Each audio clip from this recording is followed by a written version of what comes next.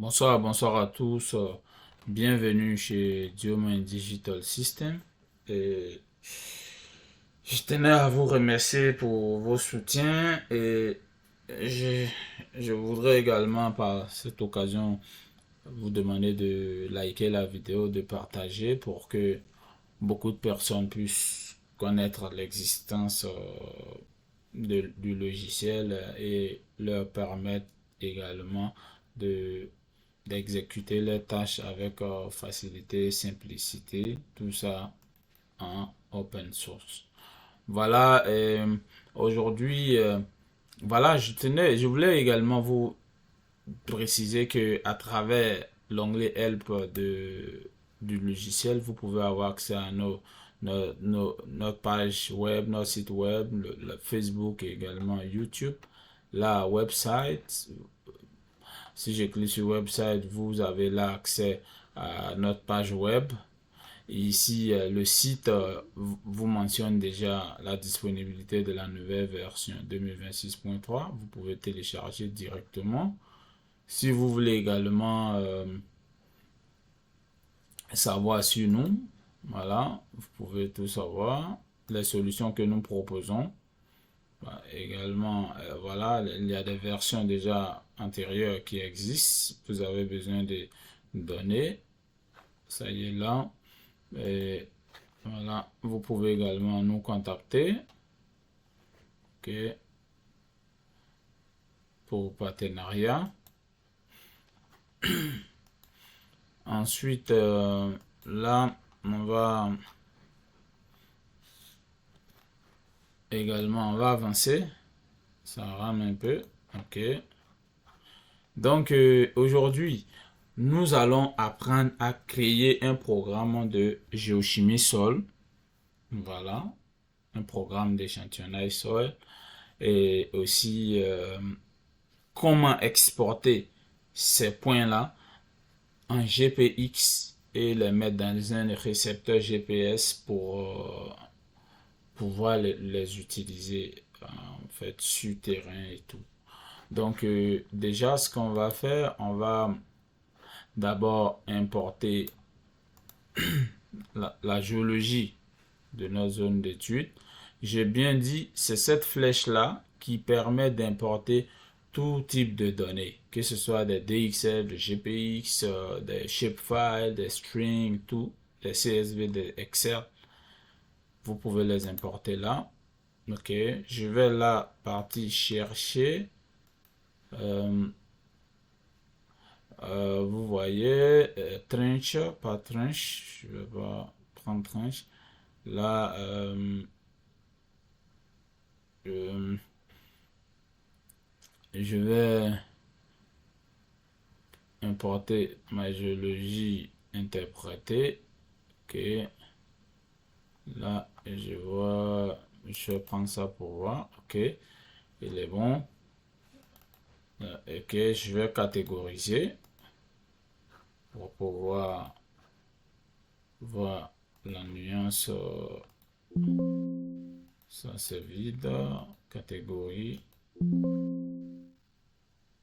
Ok. Ok, ok. Désolé. C'était la mauvaise colonne que j'avais sélectionnée. Catégorie, il n'y a rien. Donc, je vais prendre ça.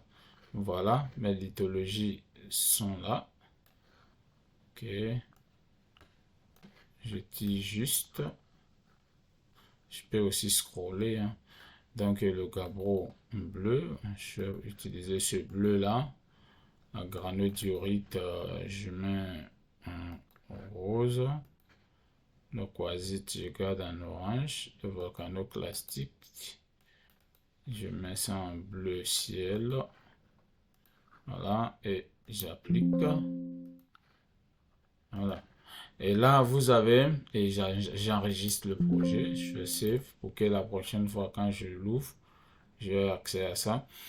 Voilà, vous voyez là, c'est la géologie de la zone. Ici, vous avez l'orientation des structures. On va planifier notre programme de géochimie sol et en recoupant les structures. Donc, ce qu'on va faire pour pouvoir créer ça, c'est le même outil qui permet aussi de créer un programme de Augur, programme de forage. C'est le même outil. Donc, on va chercher l'outil. Vous voyez là, Generate Drilling Grid. C'est cet outil-là qui va vous permettre de le faire. Je prends Generate Drilling Grid. Point Alignment. Ça, c'est lorsque je vais créer des points. Effectivement, c'est ce que je veux faire. Line Alignment, ça, souvent, il y a des personnes qui préfèrent tracer les layons et les afficher dans le projet. Voilà, mais moi, je vais prendre point. Ici, All ID Begin with, ce sera l'initial des points. D'autres utilisent ces initiaux-là en fonction du nom du projet. Et moi, ce que je vais faire, je vais prendre par exemple DDS Soil. Ok. Ou bien je fais ça, DDS Soil. Je commence par le 1. Maintenant, ce 1 là va être incrémenté 1, 2, 3, DDS Soil 1, DDS Soil 2, etc. etc. Et il me demande d'entrer manuellement ou cliquer sur l'écran pour définir le point de départ. Et c'est ce que je vais faire. Je vais prendre le point de départ là, au lieu de rentrer manuellement. Donc, je lui dis par exemple, le point de départ, je le fais ici. OK. Il a pris les coordonnées du point de départ. Alignment count. Alignment count, c'est en fait le nombre de lignes d'alignement de points, le nombre de lignes d'échantillonnage, en gros. Line length. Line length, ça c'est la longueur du layon. Il a mis 200 mètres par défaut. Je vais mettre par exemple 600 mètres. Point spacing. Point spacing, il a mis 20 mètres par défaut. Je vais mettre par exemple 40 mètres. Et, alignment spacing, ça c'est les espacements des layons. Le nombre de layons, les espacements des layons. Je vais prendre 100 mètres. Ok. L'orientation ou l'angle. Comme ça, je vais prendre nord 325 pour voir. Et puis, je vais faire OK. Voilà. Vous voyez là, je vais refaire la stratigraphie.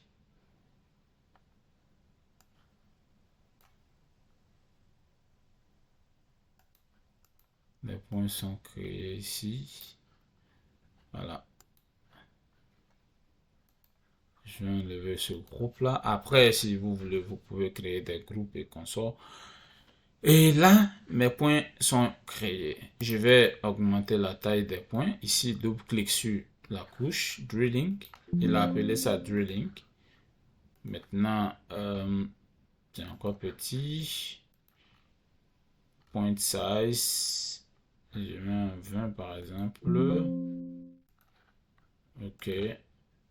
Ah, bon. Après, c'est super gros, mais bon. Vous voyez que mes layons recoupent exactement mes structures. OK. Maintenant, je peux décider de réduire le point. Voilà. En fonction du programme, on se dit, OK, on a un budget à respecter et tout. Il a appelé ça drilling. Je peux cliquer droit là-dessus. Je renomme le layer. Je peux appeler ça soil. DDS soil sampling.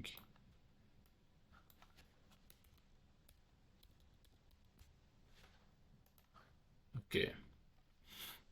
Donc, voilà votre programme. Vous pouvez décider comme ça de labelliser ces points-là. Vous faites clic droit, label. Et dans label, vous choisissez Enable Label. Et ici, je prends... Voilà, je prends Name. Je fais Apply. Vous voyez le nom des points là, des labels. Vous pouvez faire les offsets, font size. Je réduis la taille de mes labels. Vous pouvez choisir la position above right au-dessus et à droite, vous voyez. Et ça, c'est votre programme. Et je vais vous expliquer également comment se comporte la table attributaire. Mais avant cela, je vais supprimer des points. OK. Je clique sur la couche et je vais essayer une sélection par polygone. OK. Je fais ça. Je fais ça. Et je fais delete. OK. Bah, la sélection par polygone, c'est... Et vous allez remarquer quelque chose. À chaque fois que je supprime un point, l'incrémentation se fait automatiquement. Là, vous avez ici, normalement, il était 94, mais comme j'ai supprimé 94, le 94 est devenu le suivant. Donc, regardez les deux là. Quand je vais supprimer celui-là, lui devient 94. Vous voyez? Et ce sont les merveilles, en fait, automatiquement, il se met à jour en fonction de... Vous avez... Il y a une possibilité de supprimer un grand nombre, mais vous pouvez prendre cet outil-là et puis faire des suppressions individuelles. Voilà. Je me dis, OK, cela ne m'intéresse pas. Donc, voilà.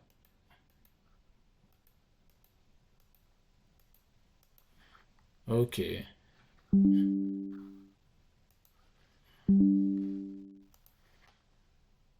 Donc, après, ces points-là également peuvent être supprimés. Chacun voit comment il va procéder. OK. C'est une question d'objectif de budget et tout. Voilà. Et là, c'est bon. Maintenant, je vais vous montrer le contenu de la table attributaire. Clique droit sur la couche, on ouvre la table attributaire. Vous voyez, il y a encore une sélection en cours.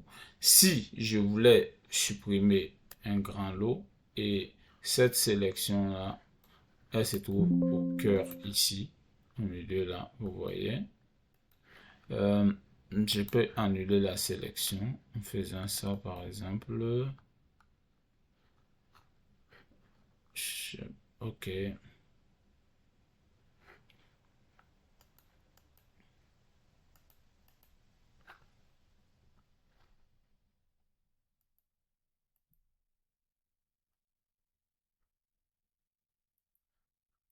Voilà. Je pouvais faire la sélection de polygone par exemple en faisant ça. Je sais pas ce que... Ok, je n'étais pas sur la couche. Je fais ça.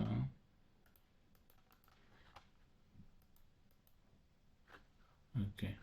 Vous voyez les points sélectionnés et ces points sélectionnés là, j'ouvre la table attributaire et ces points sont là. Et je fais deselect. Ok. Delete field. Non, je crois pas. Pas ça. Voilà. Ça doit être sur l'interface, mais bon, ok. On va avancer. On va pas perdre le temps. Déjà, on est à 15 minutes. Ici, le nom, Vous voyez DDSOL, le début de l'initial du projet que j'ai mis, il a mentionné. OK. Dans les prochaines mises en jour, on va préciser, on va demander l'option du fait que si c'est soil, auger ou voilà un drilling que vous voulez faire, il va automatiquement voilà mentionner le drilling ou un soil. Si c'est drilling, il va vous demander le type DD ou RC, voilà. Les coordonnées sont là, c'est un plan, donc vous n'aurez pas de Z. La taille des points et all ID. Ok. Et chaque point appartient à quelle ligne et c'est mentionné. Le line ID. Ce point-là est sur la ligne 1, le point 8 est sur la ligne 2, etc., etc. Donc vous pouvez le voir. Et voilà, je vais maintenant exporter. Et dans votre export, vous pouvez sélectionner un certain nombre que vous voulez exporter. C'est-à-dire quoi? Je veux partir faire des plateformes. J'ai pas besoin en fait de créer un CSV uniquement et utiliser ce CSV exporté en GPX et tout pour pouvoir aller faire des plateformes ou checker des points ou des résultats. Non. Ce que je pouvais faire, je sélectionnais en fait, je sélectionne un certain lot de points et je les exporte en GPX dans mon GPS. Ou soit, je pouvais tout simplement, voilà, tout simplement dire, ok, les gars, ce qu'on va faire, on va se concentrer sur ce cible-là ou ces deux cibles. Donc, on prenait sélection par polygone. On prenait sélection par polygone. On dit OK. Voilà, on va prendre ces points autour de ces cibles. OK. Et on vient, on ouvre la table attributaire. Les cibles en question sont sélectionnées et on va dans Export. Dans Export, comme ça, on va chercher le dossier, peu importe le dossier, et vous voyez, DXF, vous pouvez exporter un DXF en GPX et en string. Là, je mets un DXF puisque c'est le format que le récepteur GPS va accepter. Et je vais appeler ça un soil, DDS soil sampling P1. OK, pour dire priorité 1 parce que j'ai sélectionné un certain lot, un certain nombre de données. Donc après, voilà que c'est parti en GPX. On va d'abord regarder ce GPX exporté là. C'est dans ce dossier là. Je fais range par date. Vous voyez, le point est créé. Et je vais réimporter ce GPX là pour que vous voyez exactement ces points prioritaires que cette sélection que j'ai effectuée avant de les exporter. Comme je l'ai dit toujours, l'export se fait ici. Je vais là-bas. Je vais dans OK, dans mon dossier. Je vais importer mes GPX. Comme vous le voyez, mes GPX sont apparus. Je les superpose là avec le nom, soil sampling, nanana. Je vais changer la couleur. Je vais mettre en rouge, ouais, ou en blanc, c'est bon. Je mets en blanc. J'agrandis la taille à 20. Le contour, je mets le contour en noir et je vais faire apply. Vous voyez, c'est cette cible-là que j'ai décidé d'exporter uniquement, où je pouvais faire l'ensemble. Donc voilà, c'était un peu ça. Je peux renommer là la couche et je dis soil sampling P1.